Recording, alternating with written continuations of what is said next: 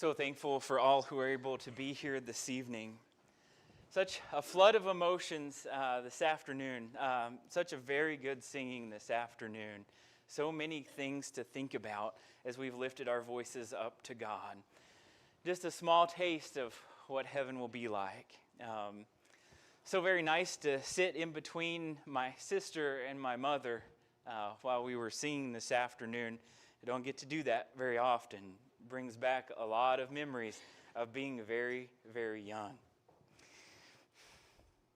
Also I was contacted this morning after worship, and so on a sad note, one of our middle-aged ones back home passed away last night unexpectedly. So I've got all kinds of stuff surging through me tonight.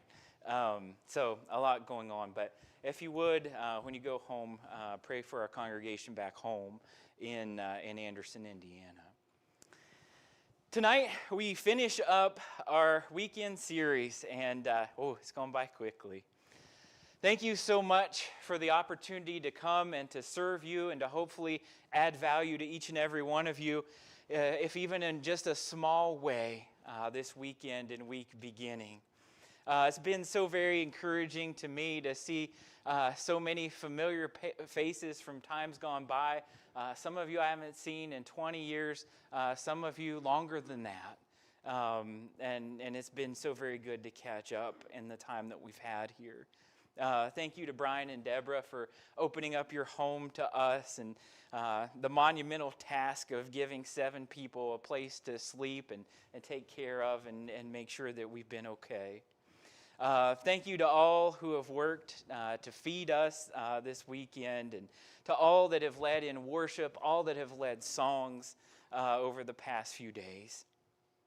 May God bless you in the work that you're doing in the kingdom. And never underestimate the small things that you do. The small things add up. For many this evening, you came when it wasn't easy. I know a lot of you are getting up in years, and it's a challenge from day to day to get up and be mobile and about and going, and you're here. You came because even when life is heavy, Jesus is still worth coming to. I want to spend time this evening as we finish up in the book of Hebrews. We're going to do a quick overview of the book of Hebrews tonight. The letter to the Hebrews was written to a people just like that. Believers who were tired. Believers that were pressured and afraid and tempted to walk away.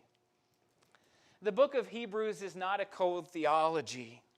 It's a lifeline. And the message of Hebrews can be summed up simply by don't go back. Don't quit. Don't let go of Jesus. Not because life is easy and not because faith is safe, but because Jesus is better and He is enough. This weekend we've been talking about selflessness. We've been talking about denying ourselves to follow Christ. We've been talking about trusting that Christ is enough, about giving ourselves for the body, and about imitating Christ. And this final lesson this afternoon asks the closing question. When following Jesus becomes costly, will I hold on or will I go back? Here's some context for the book of Hebrews. If you're a Hebrew or Jewish person, there's pressure every Sabbath, young people, that's Saturday, to come back to the temple, to come back to Moses, to go back to the sacrifices, and leave this so-called way with Jesus the Messiah. And there's pressure on every front. And it was a very dangerous thing to go to church every Sunday. It's not safe. Church attendance is down. Spirits are low. Some are drifting away. Some are going back. And men's hearts are failing them from fear. And it was at this time that this document, that this letter starts to circulate among the believers. For the original recipients of Hebrews, the pressure was intense. If Nero really was on the throne, Christians were being hunted and imprisoned and killed. For Jewish believers, the pressure came from family. It was coming from mom and dad, from the synagogue, from all of that deep-rooted tradition. To just come back to Moses, come back to the temple, come back to the sacrifices, and leave this dangerous way.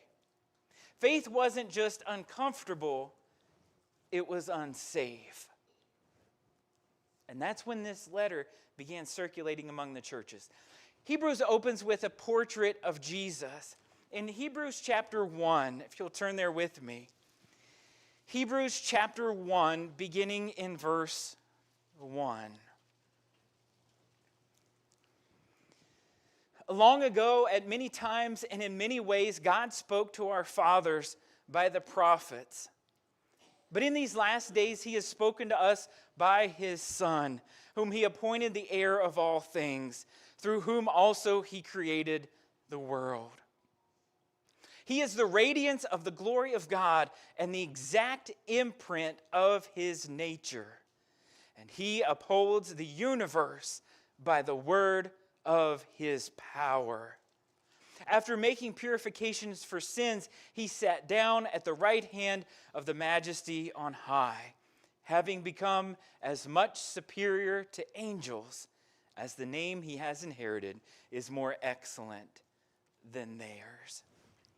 So this Jesus, this letter that is circulating, is reminding these Christians under persecution and under this intense pressure to go back to the old ways, that Jesus is greater than the angels. Jesus is greater than Moses. Jesus is greater than the priesthood. And Jesus is greater than the sacrifices. The danger wasn't that they would reject religion. It was that they would abandon Christ for something that was more comfortable. That's why Hebrews will repeatedly warn, do not drift. Do not harden your heart. Do not shrink back. When Israel quit in the wilderness, they didn't quit Moses, they quit God. Psalm 95 is a quotation of Hebrews chapter 3. Or Hebrews chapter 3 is quoted in Psalm 95. It's God's reaction to quitters.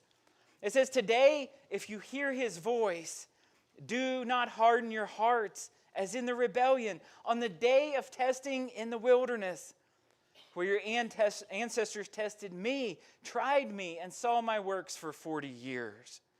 Therefore, I was provoked to anger with that generation and said, they always go astray in their hearts, and they have not known my ways. So I swore in my anger, they will not enter my rest.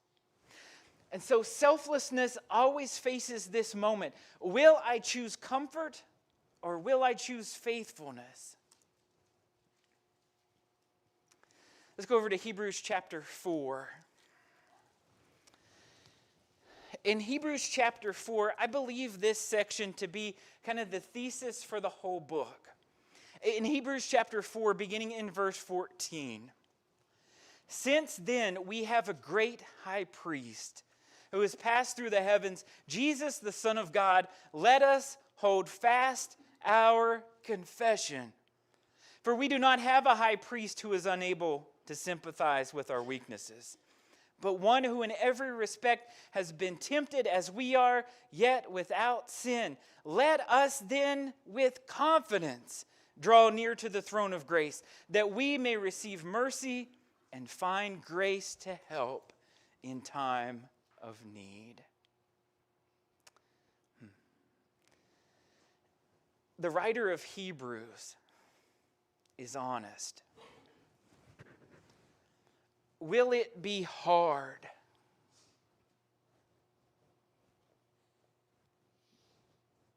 Yes. Yes, it's going to be hard.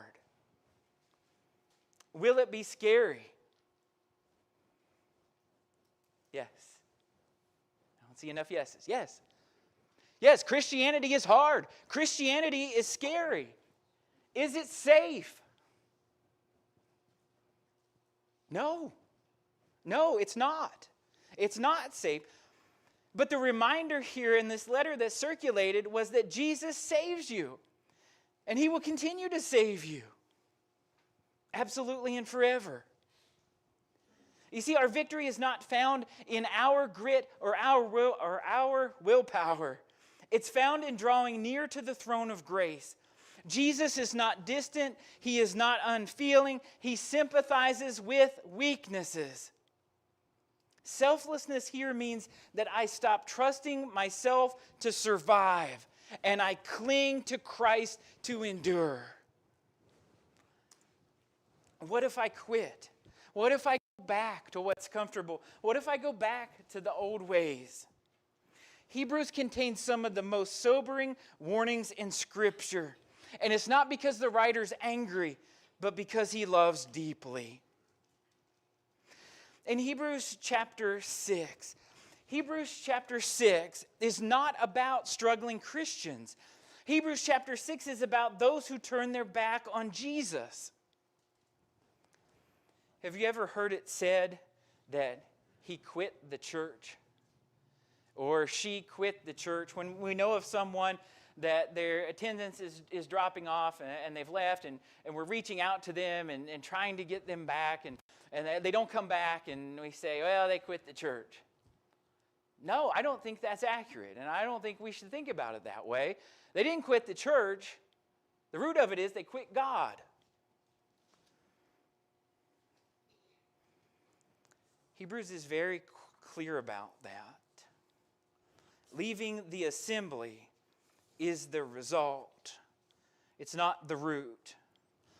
And the tragedy isn't just falling away. The tragedy is walking away after seeing the goodness of Christ. And yet there's hope. God remembers sins no more. You see, Satan loves to accuse, but God delights in forgiveness. Selflessness here means that I refuse to let shame and fear or discouragement pull me away from Christ. But heroes don't go back. When we get to chapters 11 and chapter 12, we've heard it many times of Hebrews chapter 11 being called this chapter of faith.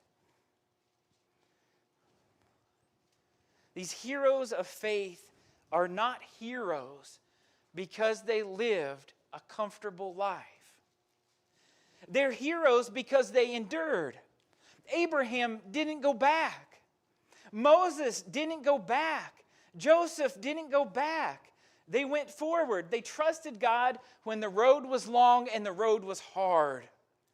And that's why Hebrews chapter 12 says that they now form this great cloud of witnesses and they're cheering us on. That's encouraging to me. That all of those faithful before us are cheering us on. This is not a letter to spectators. This is a letter to endurance runners. Let's go over to Hebrews chapter 10. Hebrews chapter 10, and let's begin reading in verse 32.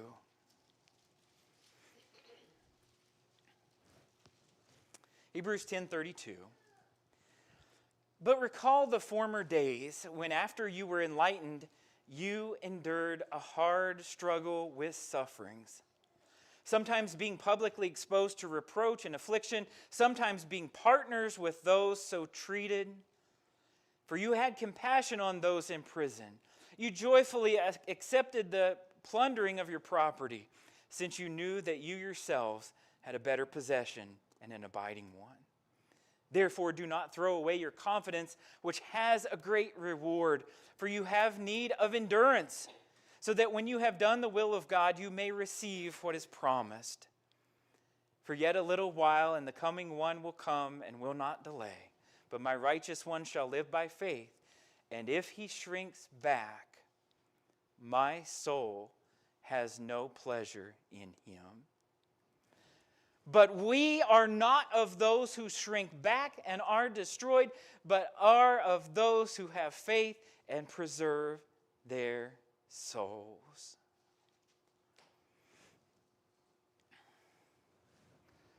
Hebrews chapter 12, and this great cloud of witnesses cheering us on, saying, I know you're tired. I know you're gasping for air, but keep going. You're not dying. I can remember being very young and playing basketball in grade school. And I can remember the workouts that our coach put us through, running up and down the bleachers and all over the place and all kinds of exercises. And we just go and go and go. And you feel like your heart was beating out of your chest. And you could barely catch a breath. Isn't life like that sometimes? Some days you can barely catch a breath. And the Hebrew writer here to these Christians is saying, I know, I understand. Keep going. Selflessness shows up here too. I don't just live for relief, I live for the finish. The writer is reminding us, you've already endured suffering, you've lost possessions, you stood with prisoners. Don't throw away your confidence now. Some are growing sluggish, some want to coast, some want to quit. But Hebrews said, we are not those who shrink back and are destroyed. We are those who have faith and are saved. And notice that this race is not a solo race. Have you noticed that reading through Hebrews? We are to encourage drooping heads or hands. We are to strengthen weak knees. We are to run together. Selflessness here means I don't just endure for myself, I endure so others don't fall behind. We're all running the race together. Let's wrap up for the evening and for the weekend and week beginning. Do you see Jesus? This entire book of Hebrews, the entire weekend, comes down to this one question. Do you see Jesus? Do you see Jesus as your Savior? Do you see Jesus as high priest? Do you see Jesus as the Son of God? Do you see Jesus as worth holding on to, no matter the cost? Selflessness is not weakness. Selflessness is choosing Christ when quitting looks easier. Don't go back. Don't harden your heart. Don't let go. Hold on to Jesus. And if you're tired, draw near. If you're discouraged, draw near. If you're drifting, draw near. The throne you approach is not judgment, it's grace. We sang about that tonight. Selflessness is not just denying myself, but it is refusing to let go of Jesus when times get hard.